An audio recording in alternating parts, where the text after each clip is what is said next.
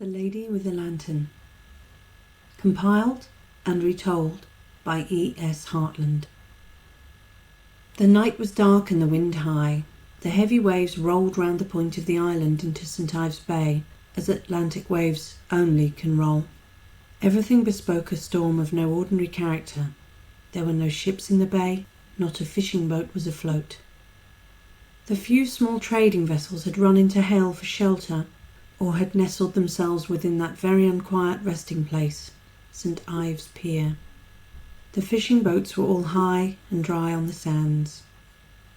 Moving over the rocks which ran out into the sea from the eastern side of the island was seen a light.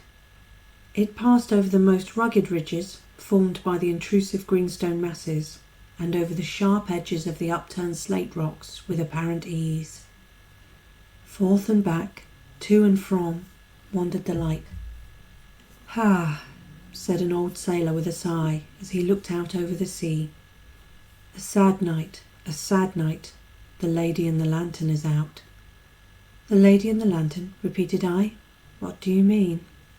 "The light out yonder is from the lantern of some fisherman looking for something he has lost," interrupted I. "Never a fisherman nor a salt either would venture there tonight," said the sailor. "What is it then?" I curiously inquired. "Hast never heard of the Lady and the Lantern?" asked a woman who was standing by. "Never." Without any preface, she began at once to enlighten me. I am compelled, however, to reduce her rambling story to something like order, and to make her long-drawn tale as concise as possible. In a year long ago, there were many wrecks around the coast. It was a melancholy time. For more than a month there had been a succession of storms, each one more severe than the preceding one. At length, one evening, just about dusk, a large ship came suddenly out of the mist. Her position, it was at once discovered, equally by those on board and by the people on the shore, was perilous beyond hope.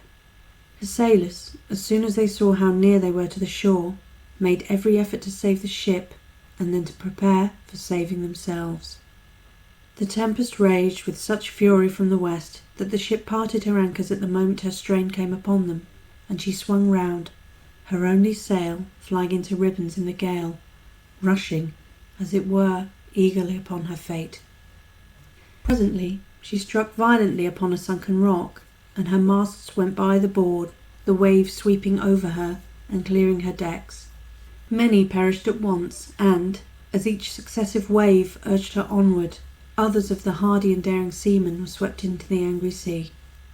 Notwithstanding the severity of the storm, a boat was manned by the St. Ives fishermen and launched from within the pier.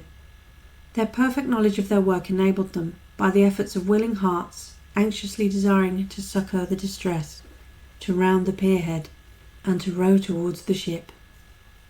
These fishermen brought their boat near to the ship. It was impossible to get close to her, and they called to the sailors on board to throw them ropes.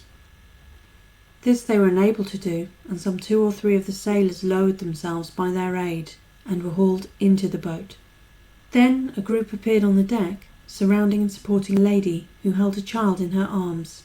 They were imploring her to give her charge into the strong arms of a man ere they endeavoured to pass her from the ship to the boat. The lady could not be prevailed on to part with the infant. The ship was fast breaking up. Not a moment could be lost. So the lady, holding her child, was lowered into the sea, and eagerly the fishermen drew her through the waves towards the boat. In her passage the lady had fainted, and she was taken into the boat without the infant. The child had fallen from her arms and was lost in the roiling waters. Many of the crew were saved by these adventurous men and taken safely into St. Ives. Before morning the shore was strewed with fragments of wreck, and the mighty ship had disappeared. Life returned to the lady, but, finding that her child was gone, it returned without hope, and she speedily closed her eyes in death. In the churchyard they buried her, but, shortly after her burial, a lady was seen to pass over the wall of the churchyard, onto the beach, and walk towards the island.